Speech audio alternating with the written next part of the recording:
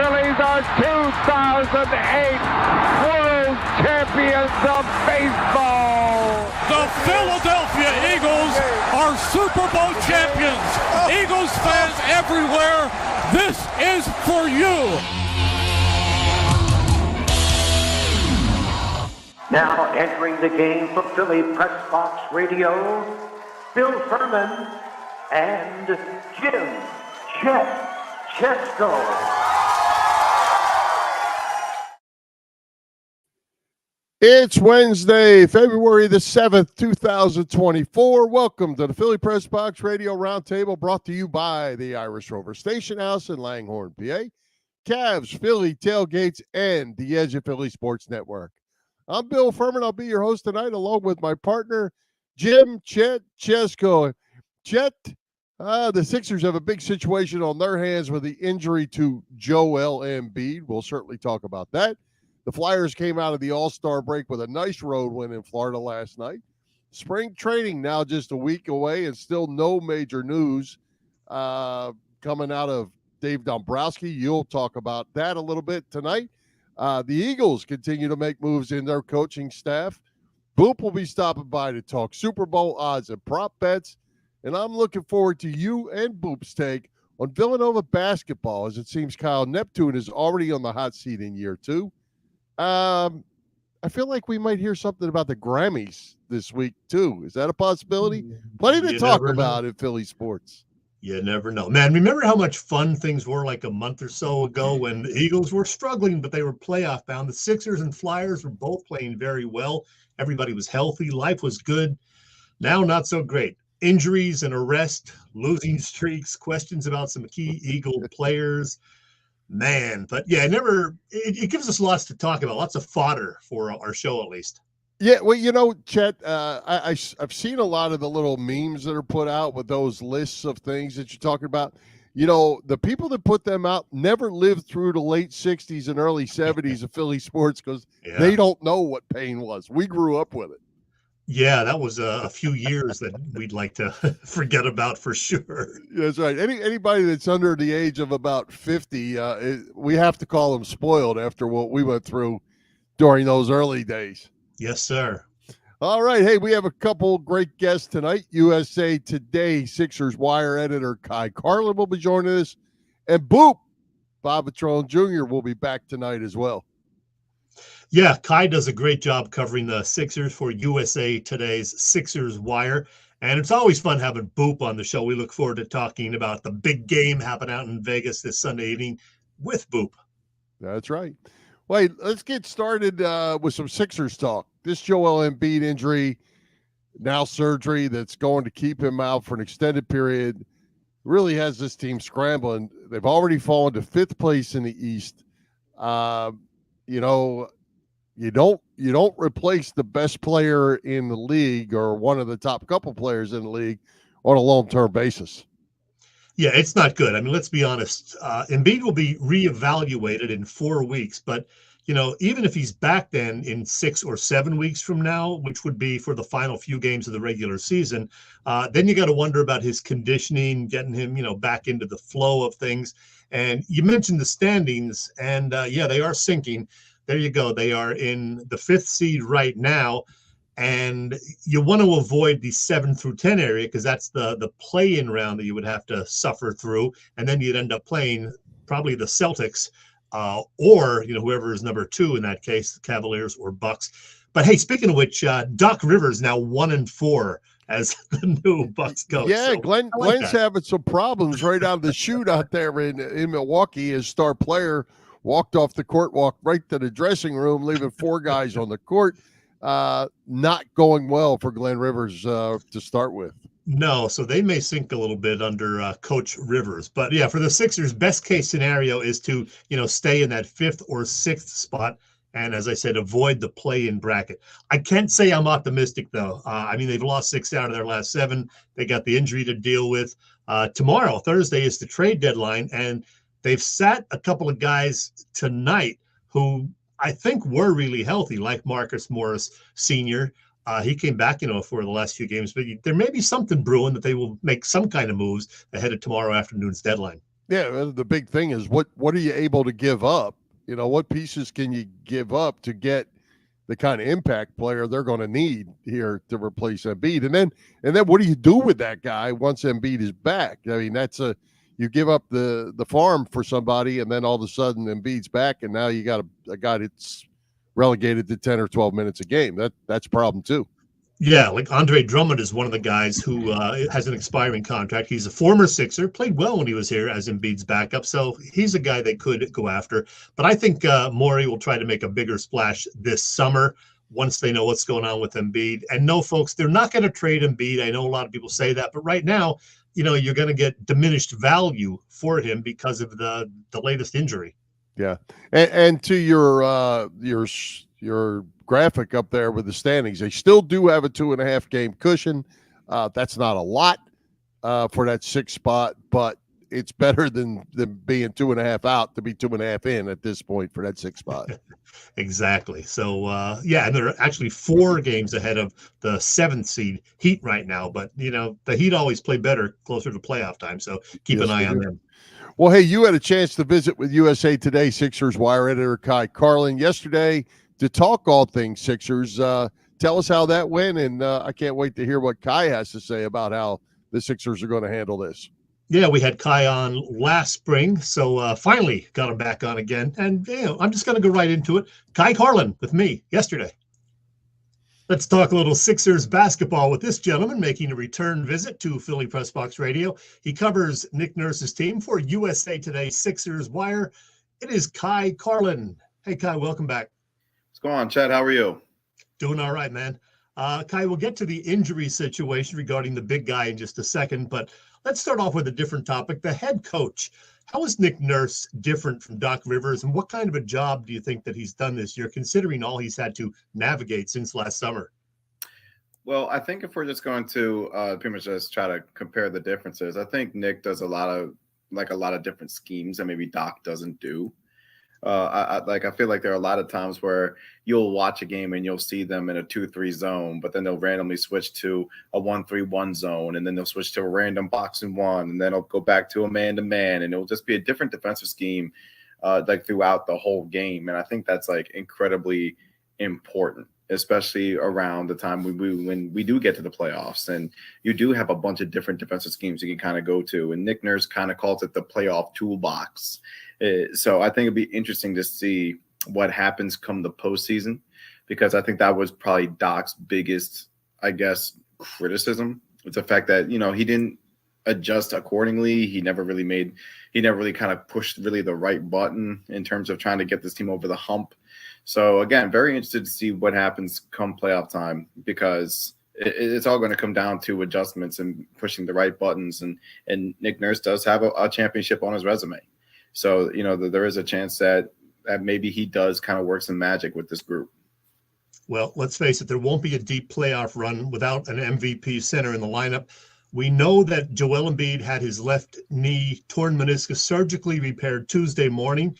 What do we know about the timetable for recovery and a possible return for that postseason?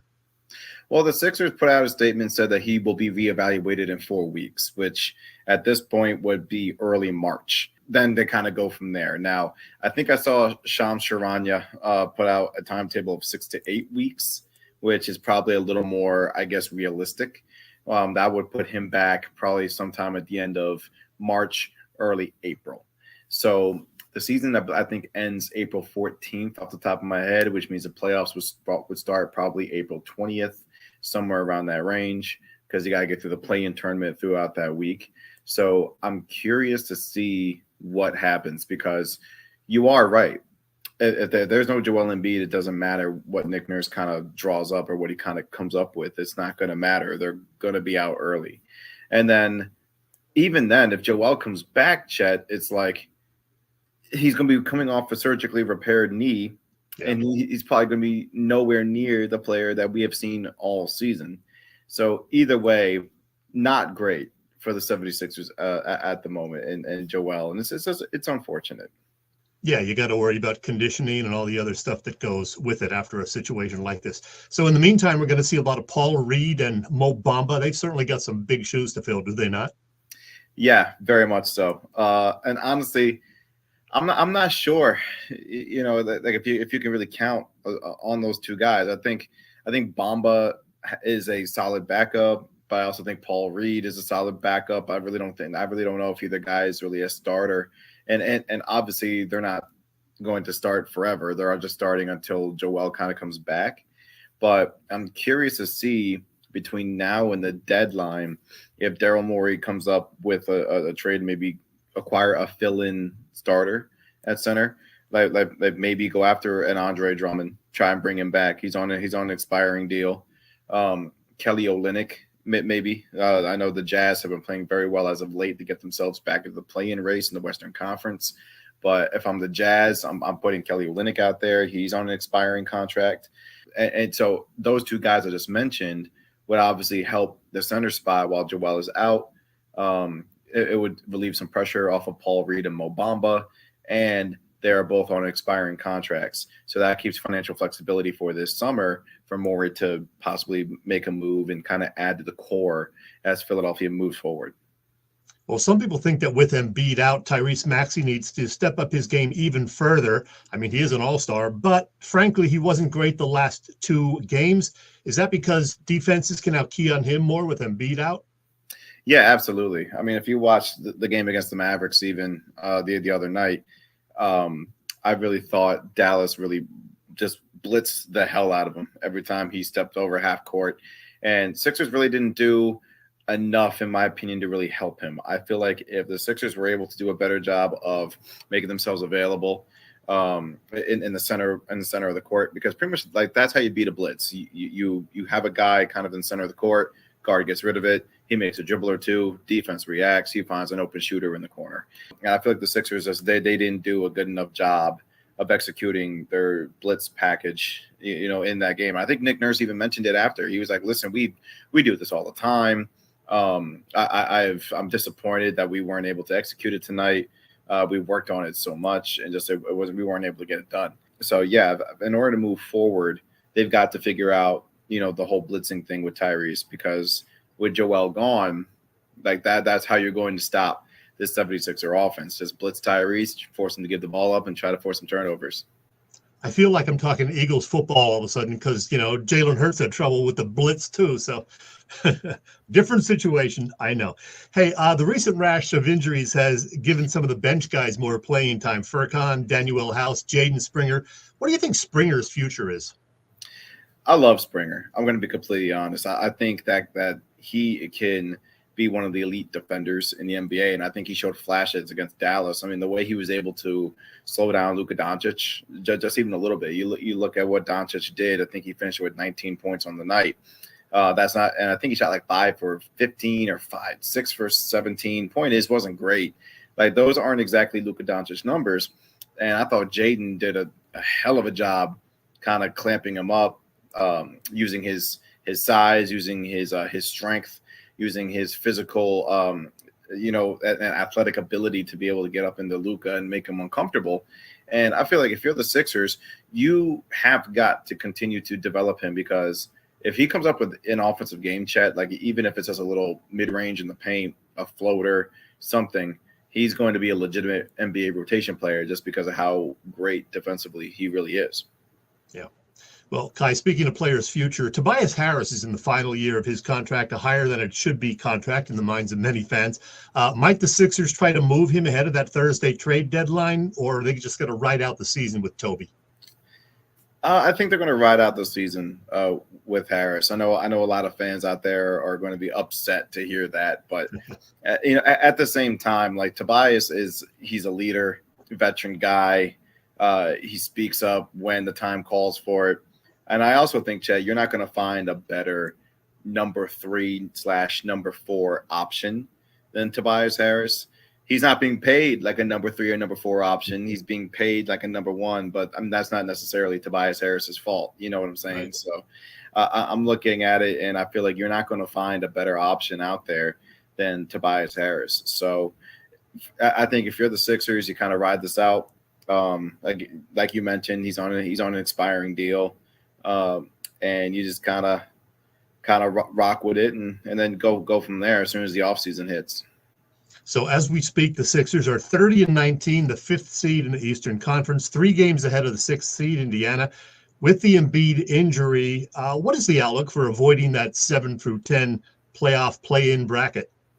Yeah, you just kind of mentioned it. They got to avoid the play-in, because if even if Joel comes back, I highly doubt they're beating the Boston Celtics or the Milwaukee Bucks in the first round, or even the New York Knicks. The Knicks came into Philly and beat the Sixers with Joel playing. So I feel like it would be not impossible, but a completely tall task to ask of a guy who is coming off a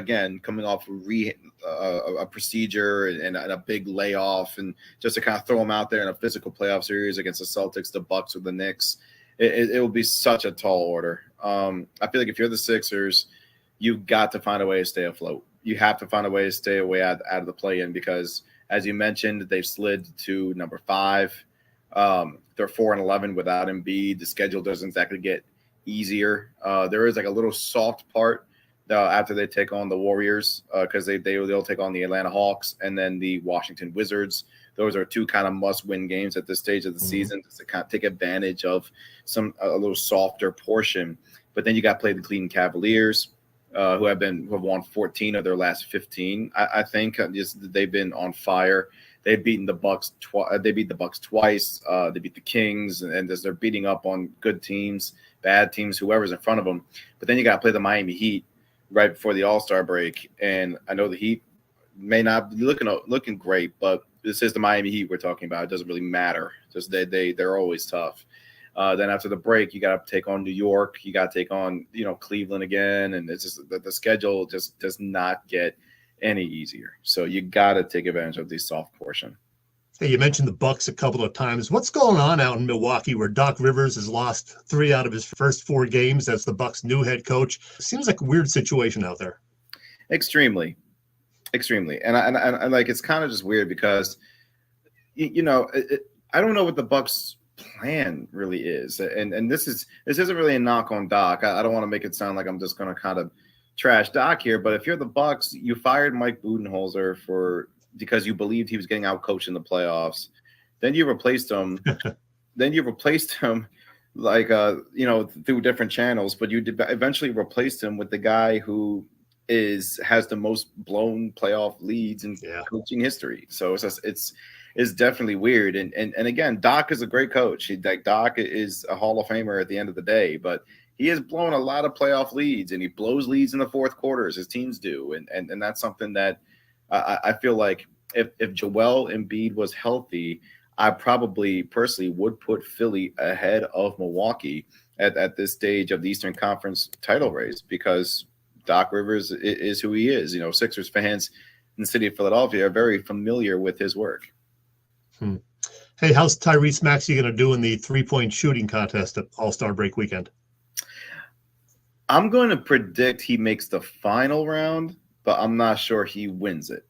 Now, I believe he's the 6th Sixer to participate in the 3-point shootout. He'll join Kyle Korver, Allen Iverson, Dana Barros, and Gerald Henderson.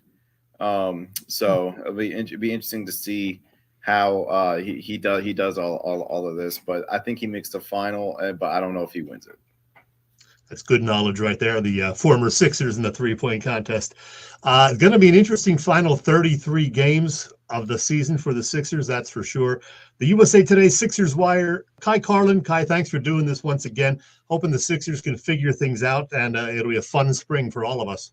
Chet, thank you so much for having me on, man. I appreciate it. Well, Chet, I think Kai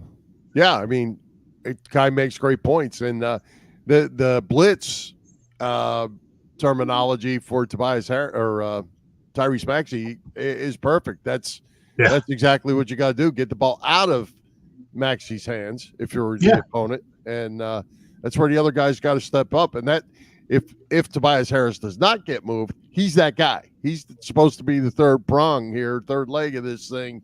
He needs to be the guy that's picking up 25 points a game now. Yeah, because they're going to focus on him, knowing that Embiid's not there. So, Tyrese has a lot of responsibility right now, and he's going to get a lot of attention from the defenses. Yeah, absolutely, and it's going to be a challenge down the stretch. That's for sure. Yep. All right, hey, let's give a shout out to all the shows at the Edge of Philly Sports Network this week. As always, the gang has all the bases covered. You can catch all the action on www.eopsports.com, as well as Edge of Philly Sports on their YouTube channel. You can also find our show on the Philly Pressbox Radio YouTube channel. Please help us out by hitting those subscribe, follow, like buttons. And as always, share with your family and friends. As you can see from the lineup, including us every Wednesday at 7 o'clock, we've got it covered. We're talking football, baseball. We got lacrosse. We got soccer. We got it all at the Edge of Philly Sports Network. Yeah, and we got the EOP guys 8:30 this evening. So, after we're done, take a little break and then join them at 8:30. Yeah, that's right. Hey, Chet, tell us what's going on over at the Irish Rover Station House this week. Well, Bill, always plenty happening at the Irish Rover.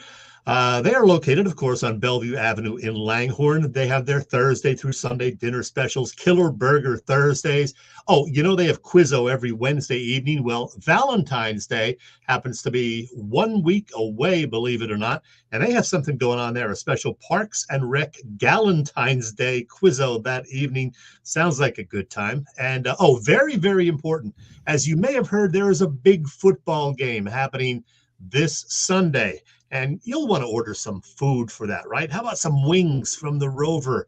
Yeah, delicious wings for the big game. Get your order in as soon as possible. There's the number to call to order them, 215-970-5412. Again, 215-970-5412. Look at those delicious wings from the Irish Rover. Bellevue Avenue in Langhorne. Check the website, irishroverstationhouse.com. You'll be glad you did. And who are we going to go with tonight? Let's see. Ray Diddy. Hi, this is Ray Dinger, and it is always fun to talk sports with these two guys, Bill and Chet, on Philly Pressbox Radio. There you go. Always good to talk to Ray Diddy, too. Always. Hey, Chet, we mentioned Grammys, and Joe just wants us to skip the show and cut to the Grammys. We don't even know that we're talking Grammys. It's just a guess that I had. But you know what? We're going to talk Flyers first. They returned from the All-Star break with a big win in Florida last night against a good Panthers team, winning 2-1, getting great goaltending from Sam Urson. They're going to need them from here on out. There are 31 games to go. Flyers presently in third place, right in the hunt. Plenty can happen. Yeah, I haven't checked the standings lately. Are they still one of the playoff teams then? Oh, yeah. Because it's the top three teams in each of the divisions, and then the two other best teams in the conference. So. Right. And the thing about hockey, with the way the scoring goes, game scoring goes, you can't go in a lull. You can't go in a slump. Yeah. You can't lose 4 or 5 like they did right before the All-Star break. They're going to have to play this thing out. 31 games to go, and they were solid last night, and Urson was fantastic early in the game when Florida came out, was really putting a lot of pressure on them. Urson stood big, and they did enough to win, and that's all that matters. Yeah, nice to get a win on the road. Urson, I think they like him a lot, and he's going to get a lot of work now with, Carter Hart, of course, gone. Probably never going to see him in a Flyers uniform, if in an NHL uniform again, because of that situation.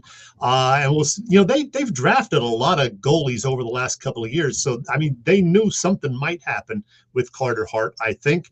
And so if they keep Urson around and get lucky with one of these other guys they drafted, they could be okay, assuming the rest of the team is all right. Yeah. Well, this Carter Hart thing, I have to ask you, what do you think of the stance, I guess, that the NHL has taken, that all these players, the 5 of them that we know of at this point, all become restricted free agents at the end of the season? I don't know if it's league imposed or what, but I'm still standing by you're innocent until you're proven guilty. We don't know these guys did anything yet. Yeah, I don't know the particulars as far as, did the NHL tell them they had to take them off the roster and make them, free agents? I really don't know. So I don't want to comment too much on that. I hope that things turn out well for these players, unless they are, guilty of something, very, very bad happening. But you hate to see these guys' careers ruined. So I just hope, justice happens the way it should. Yeah. And I hope that if they are proven or not to be not guilty, innocent, not guilty, whatever you want to call it, I hope they get an opportunity to get their life back and, and we find out that it wasn't really what we thought it was. Yeah, for sure. All right. Shall we ring the bell, Bill? Yeah, let's do it. And guess what? You mentioned the Grammys. You have some explaining to do. You actually watched a little bit of the Grammy Awards on Sunday night. How'd that happen? Well, let's just say my wife had it on the TV.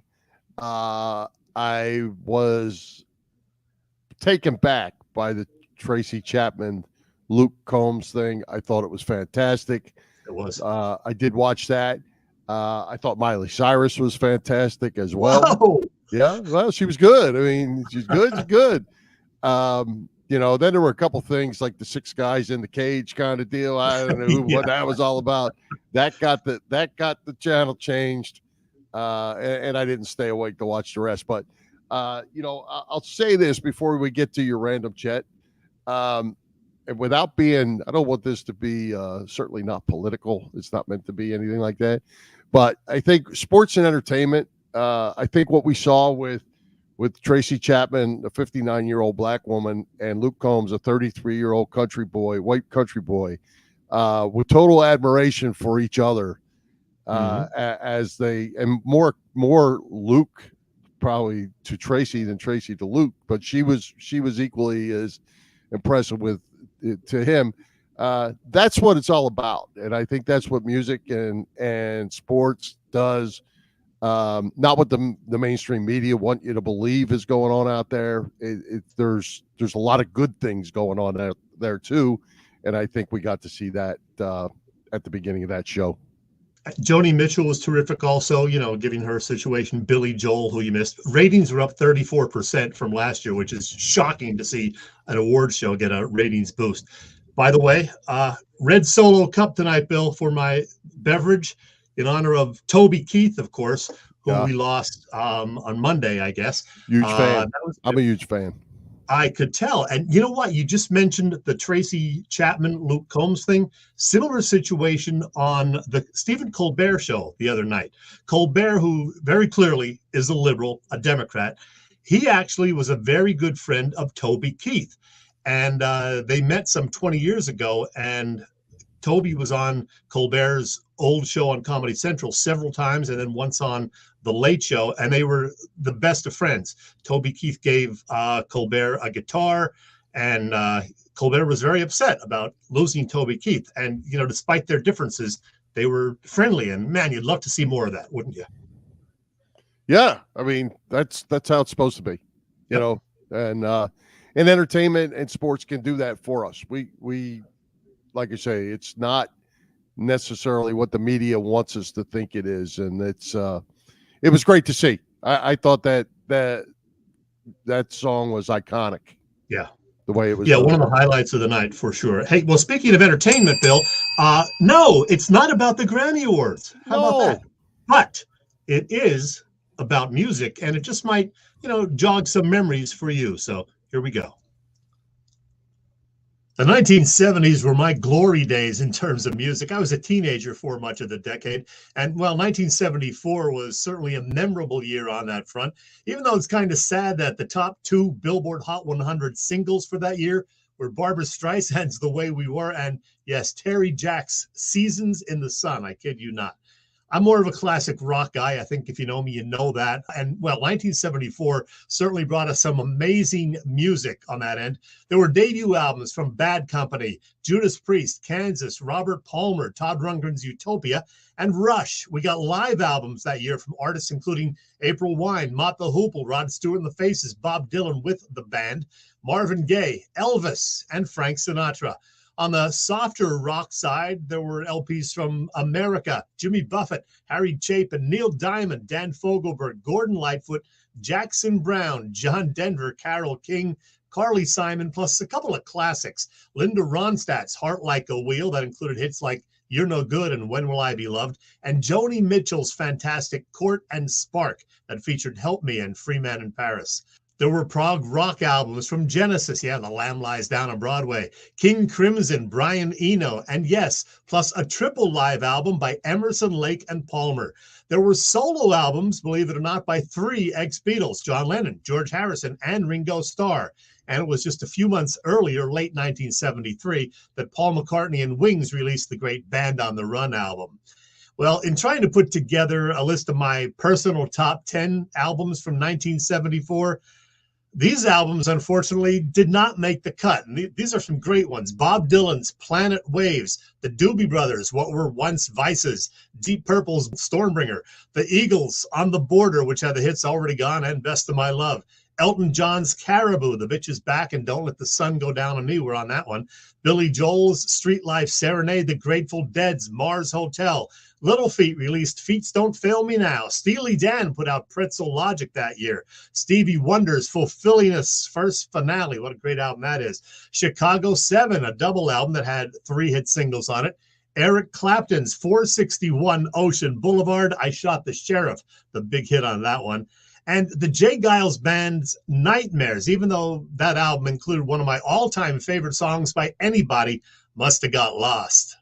All right, without further ado, my top 10 personal favorite albums from 1974.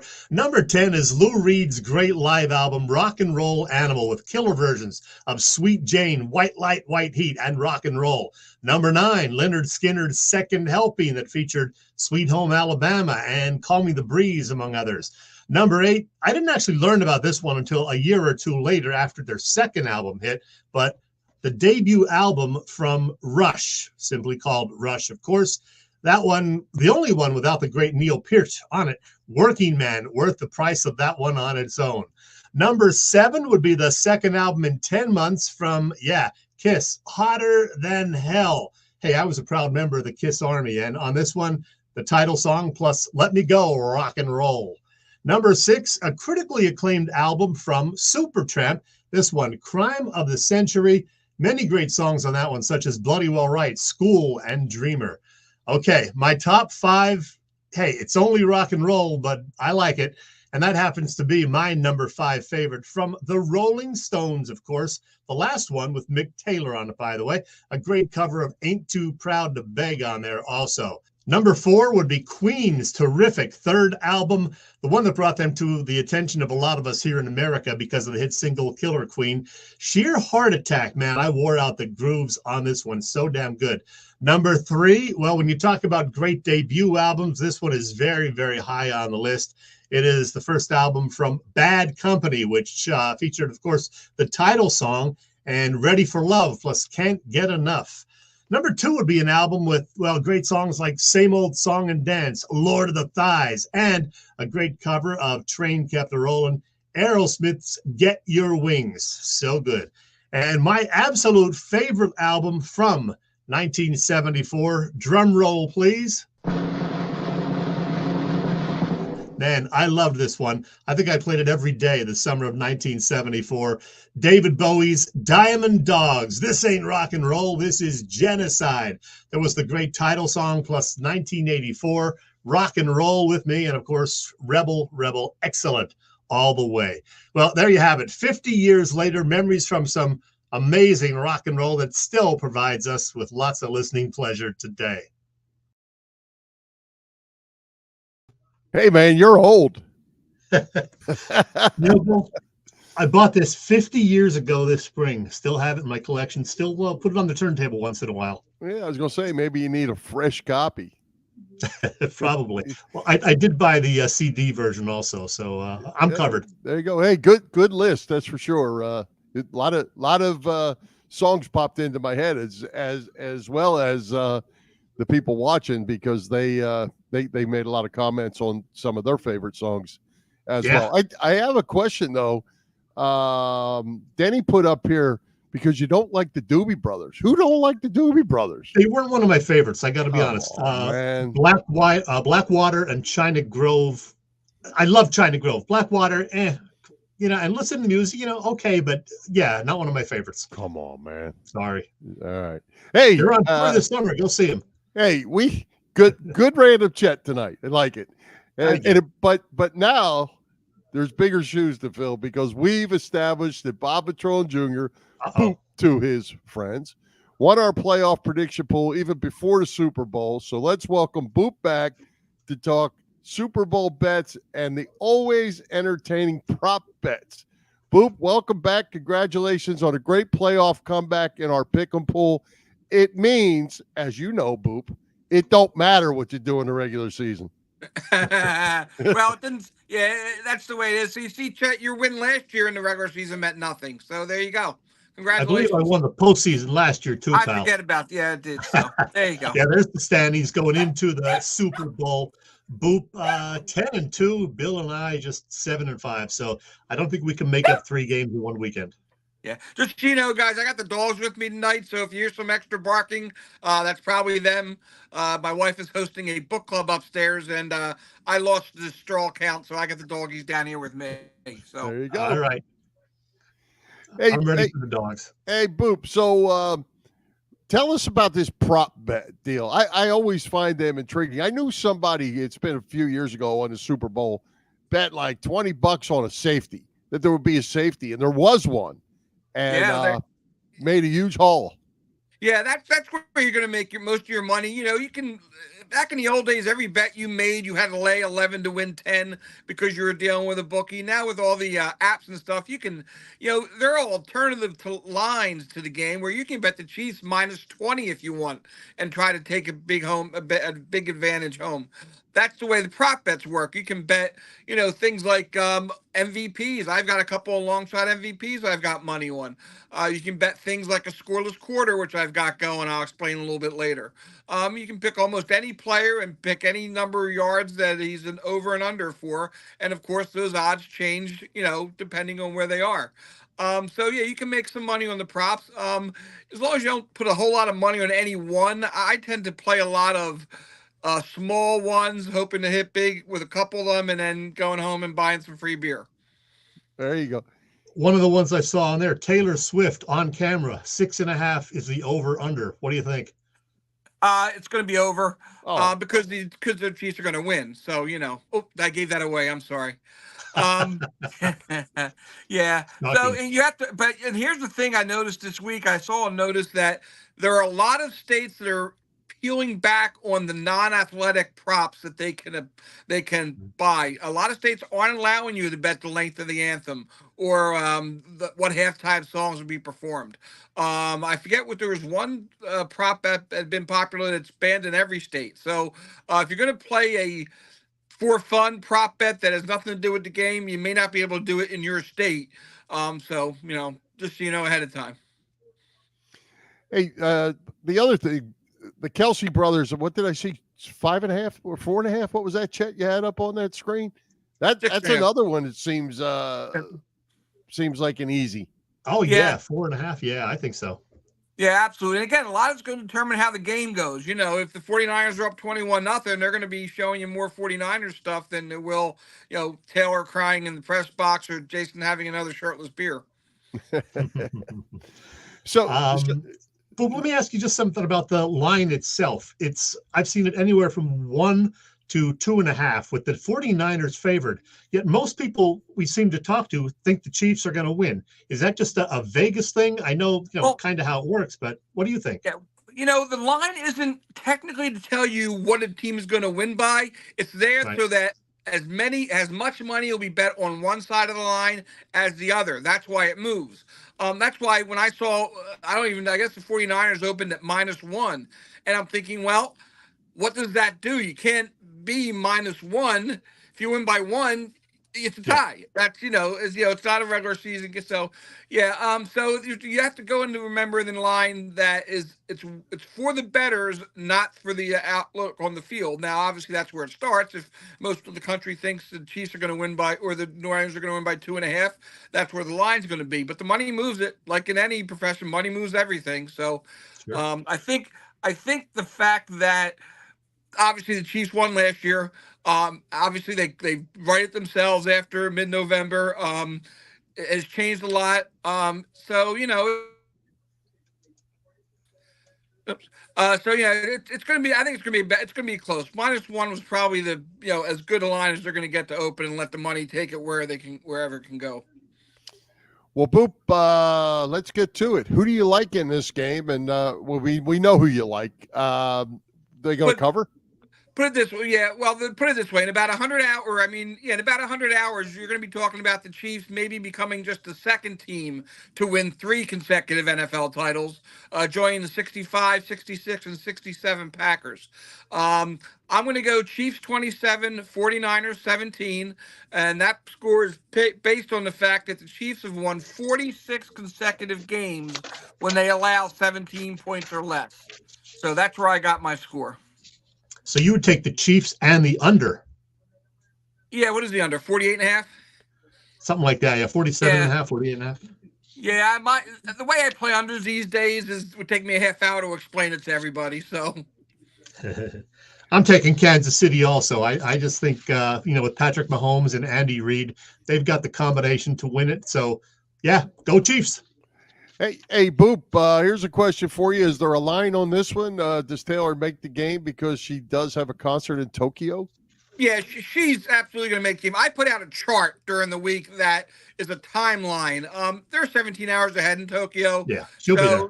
Yeah, the only problem is it's going to be a drop and go. There's no place for her to park her plane when she gets to Vegas.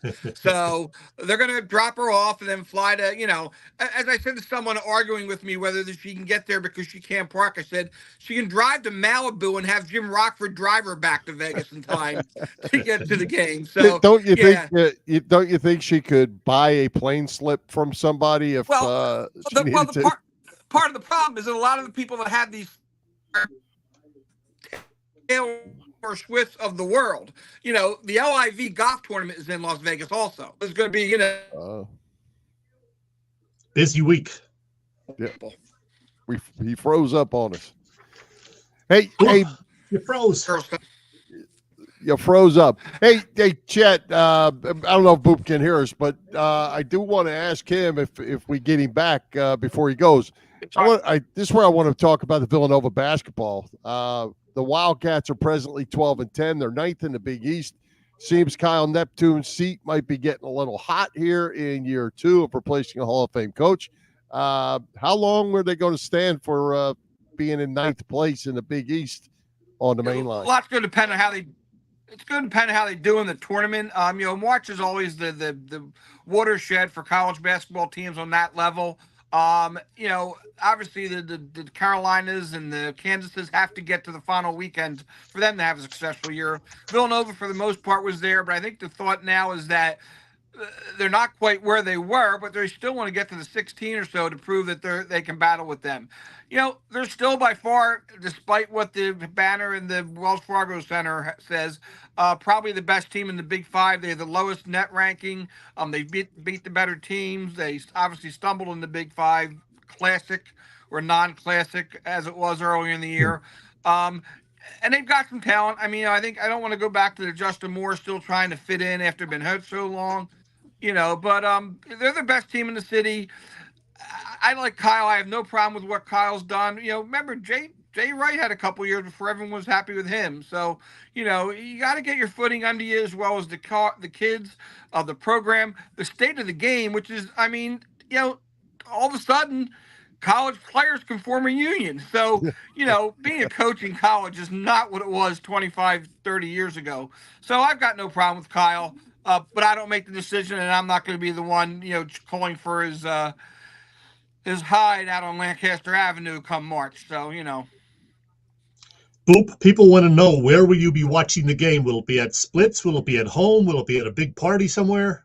Yeah, no, I'll be home with my wife, my 4 dogs, a couple of friends, just to, my wife's got a show in the afternoon, so I don't want to run out too early and then have to, wait for her to come over. So we just decided to sit at home, watch the game, hang out, my dogs are all Chiefs fans, obviously, so they'll be rooting. I got a friend from the store that'll probably come up. And then I can eat as much and drink as much as I want here without making too much of a fool of myself. So, it'll be home. It'll be a home game. Sounds good. Hey, one final question back on the Super Bowl, Boop. If Patrick Mahomes wins this, we already know Andy Reid is going into the stratosphere as far as coaches. Where does Patrick Mahomes, where does he go on this list of great quarterbacks if he wins another Super Bowl already? Well, he's already up there with only two other guys that have won multiple MVPs and multiple Super Bowl MVPs. So he's already there. It's just a matter of where on the totem pole he's going to end up. The thing about Patrick Mahomes to me is that every year they've gotten rid of pretty much, I always say, their fastest player. They get rid of Hunt one year, they get rid of Hill, and they keep coming back and he makes the tools work. Different ways, running, passing, intelligent running, handling of the game. This year they're running with defense, and he's helping them by keeping the ball out of letting the defense rest. So he's won a lot of different ways, which is the act of a true quarterback. I think he's already he's Hall of Fame bound if he decides to retire on Saturday. It's just a matter of how high up. And he can break some marks that may not be more, looked upon. That could be Gretzky-esque at some point if he keeps going. A lot of that key is going to be who he has above him, Andy and the coordinator, because those guys don't last forever either. But this has been a perfect match for him. So, hats off to him. One final thing, as a Chiefs fan, there's some chatter out there that this could be the end of the road for Andy Reid. What do you I know you keep a closer eye on it than the rest of us, that Andy could pack it up after this. Yeah, I thought this myself I guess it might have been the last or the first playoff game when his 4 grandchildren all ran up to him on the field, and there's just something about it that said, this is not 2002 Andy Reid anymore. I mean, there's a lot that he's gone through. We all know personally and professionally, and he's proven in more than one way and in a lot of different way teams play that he can win in this league. So he has absolutely every right in the world to walk away. The problem, like people of that gender and that hard of that have that hardcore of a job, is can you see the other side where you're not spending 80 hours a week doing something? And obviously he's going to have to decide that himself with his family. He's probably got binders to tell him what to do when he's retired, because we know how he was, walking into the Eagles complex with 22 binders for his interviews. I think Andy, of all the coaches in the league and all the leagues that I'm sure will leave when it's their time, he's right at the top. So, again, in 2012, that may not have been.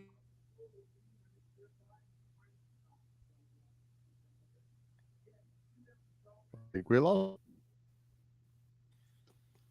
Boop, you froze again. But yeah, that's the dogs keep pulling the plug out of the computer. So darn dogs. Yeah. Hey, listen, guys, I got a whole lot of more Super Bowl stuff on my Twitter feed, Cool. stats and stuff every morning, starting around 7:00. So feel free to log on there, and if you don't like any of them, comment on there and yell at me. And what is your Twitter X handle, Boop? What is it? At Boop Stats. And also on Facebook, Boop Stats as well. Correct. Yes. Yeah. Yep. And I probably have a Tumblr account somewhere, and I have a Tinder, but let's not tell my wife. I was going to ask. Tinder account. Yeah. The ladies love Boop. Yeah. Well. Yeah. Dogs, ladies, bartenders, everybody. So. All right, Boop. Well, have a great weekend. Enjoy the game, and hopefully your Chiefs come out with a win. Thank you, guys. Have a good weekend. All right, buddy. See you, Boop. All right, Chet, tell us what's going on with the best tailgaters in Philadelphia. Bob Cavanaugh and the gang at Cavs Philly Tailgates. Yeah, Cavs Philly Tailgates has been cooking up a terrific catering business for more than 30 years. They're known for their tailgate parties, of course. They're a 3-time winner of Philly Tailgate's Jack Daniels Great American Tailgate Party Contest and a past winner of the Philly Daily News Tailgate Award. Cavs also does corporate events and parties, you name it. And on their schedule, well, I noticed that they've got a couple of things coming up. Don't tell me I lost again. Oh, no. Well, I can tell you that they have the Phillies opener. They also have added to the schedule a couple of WrestleMania events. So before the 2 WrestleMania events in Philadelphia, there will be Cavs tailgates. You can check the site to get all the details. That is phillytailgates.com. You can email them at cavscatering@verizon.net. Cavs Philly tailgates is the way to go. And Cav works with Vince at Philly Sports Trips. They're the folks to use for Eagles, road games, and much, much more. They've got multiple spring training trips down to Clearwater on the schedule, union trips, flyers, excursions, including a newly added one with the Snow the Goalie podcast guys, Chris Terrian, that will include a Phil spring training game and a Flyers Lightning game in Tampa. You can even join them for that June trip to London to see the Phillies play the Mets across the pond. Get all the details on that at phillysportstrips.com. Hey, Michael makes an interesting list here. That's high company for Patrick Mahomes already, and probably pretty deserving. He's still just a kid.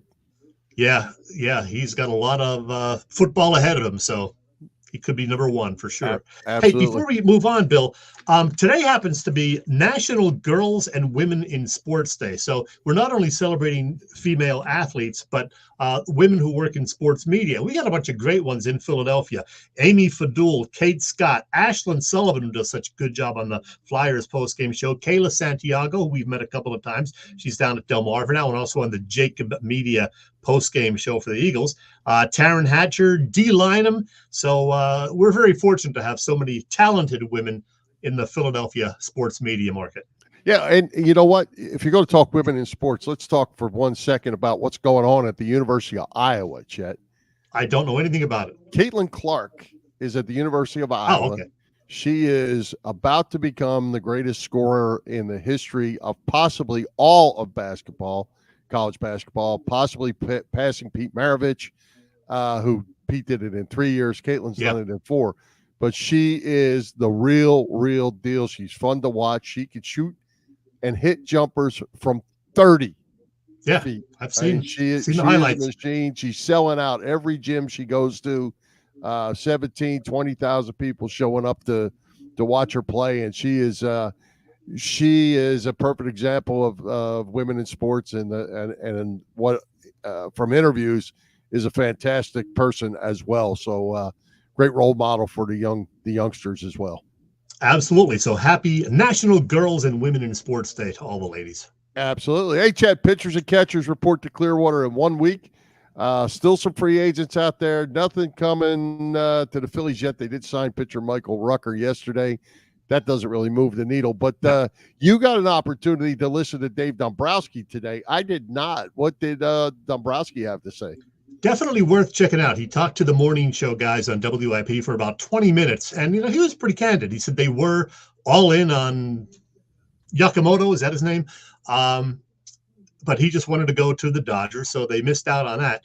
As far as adding another pitcher, it sounded like they're pretty happy with the rotation that they have. They will likely add a bullpen guy. He hinted at that, but it sounds like he's happy with the starting rotation. So I don't know if they're going to go after, one of these other pitchers who is still on the market.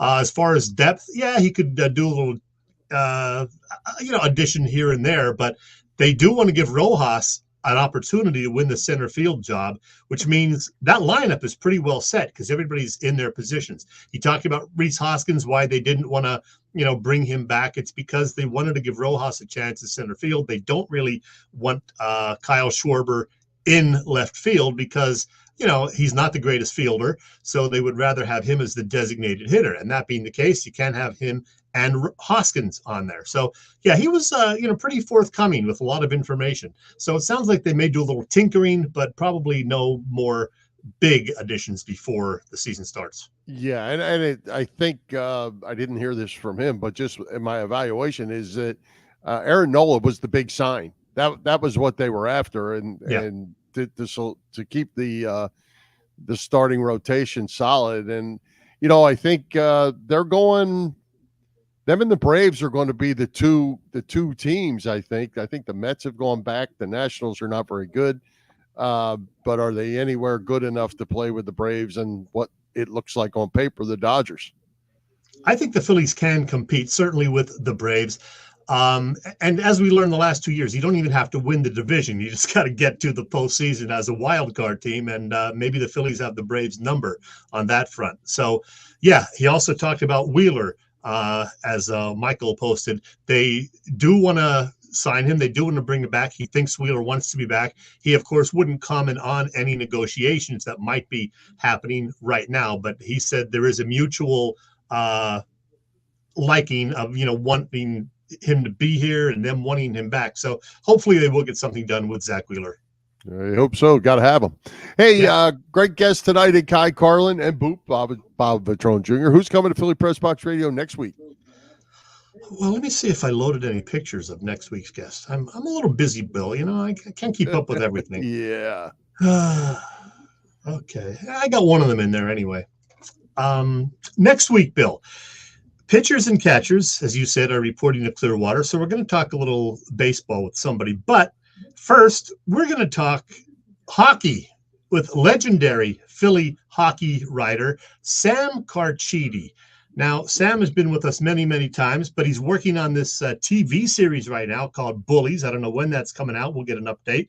And he's also got a fundraiser. He's heavily involved in a fundraiser later this month that he will tell us all about. So Sam Carchidi will be on the show live.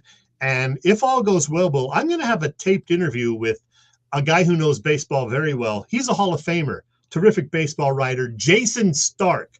So, hopefully that will pan out, and we'll have Jason Stark on the show next week. That'd be great. I'm sure he'll have great insight to what's going on. That's for sure. Yes, all right. sir. Hey, Chet, I did want to talk about the Eagles for just a second. We're running out of time, but they continue to make coaching moves. It's interesting to me that they never announced that the assistants were fired when they let the coordinators go. There's been a lot of activities, though. We got a quarterback coach. We have a defensive line coach. We have a safeties coach.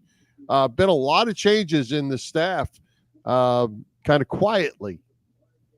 Yeah, and we know Nick Sirianni is going to be kind of more of a CEO type, an overseer of the coordinator. So I'm just hoping it works out and they know what they're doing. But rather than talk about that, Bill, we got to talk about the whole Brazil thing. You're against it. Most of the people who are watching, I know, are against it. Of course, you would like it because I don't have a problem with it. Yes, it's a money grab for the NFL. That's what the NFL does. They are a business who likes to make money. It's the first Friday of the season. The Eagles will still have 8 home games. I know this was their year to have 9, but it's taking the great sport of football to another country. Sure, it's going to sell more merchandise down there, and sure, people are going to make money, and people who want to go can go. People who don't want to go don't have to go. It's going to be a Friday night watching football early in September. I hope they don't do it every week. I don't think they can. But to start the season in a new country, I'm fine with it. Bring on your complaints, everybody. I don't care. Well, it's ridiculous. First of all, it's Friday of Labor Day weekend. Let's start with that. It's Friday of Labor Day weekend. Isn't it the Friday after Labor Day? I believe it is the Friday of Labor Day weekend, if I'm not mistaken. You might be mistaken because they always start the week after Labor Day. But they're not going to do it this time. It doesn't look okay. Like. So you have that. Then you have season ticket holders who are season ticket holders, and you're giving away a home game. Again, I don't care if it's against Carolina or if it's against Dallas. It doesn't matter. It's a home game that's fans die for. Their season tickets. So you're going to wait 8 months till the next football game, and the first game is going to be in Brazil. It's just idiotic. It's a money grab. England was bad enough. Germany was bad enough, and now we're going to Brazil. Send them shirts. I don't care. Keep the game keep that game in Philly. And if I'm a season ticket holder, I'm really not a happy person. Well, we will agree to disagree about this, but a lot of people think it's wonderful. I know some of the people who watch I know one person that thinks it's wonderful. One. Jeffrey Lurie thinks it's wonderful. That's you. John Clark thinks it's great. Because he's going to get to go free. He probably does like it. We got to talk more about this in the weeks ahead, Bill. I'm sure we will. Absolutely. Let's wrap it up. I'm hungry. Hey, one other thing along the lines of that, which you probably could talk to on your regular job, is this new streaming thing that they're going to come out with. We'll talk about this next week. Maybe ESPN, Fox Sports, and somebody else getting together. Yeah, Discover, Warner Brothers, or whatever it is. Yeah, they're going to try to get more money out of us to watch sports through all streaming. About money, Bill. Yeah, unfortunately. We know that. All right, let's wrap this thing up. Thank tonight's special guest, Carlin, and Boop, Bob Vetrone Jr., our sponsors, the Irish Rover Station House, Cavs Phillies Tailgate, PPCC 118 Raz Room. For Jim Chechesko, this is Bill Furman. We hope you enjoyed the show, and will join us next Wednesday, Valentine's night. Oh, isn't that sweet? At 7 p.m. It's live on Facebook, on our Philly Pressbox Radio YouTube channel. Listen on Google Podcasts, as well as Apple Podcasts, iHeartRadio, and all the others. High hopes, Philadelphia sports fans. And now, folks, that's it. Good night to all of you. And good night, Mrs. Calabash, wherever you are.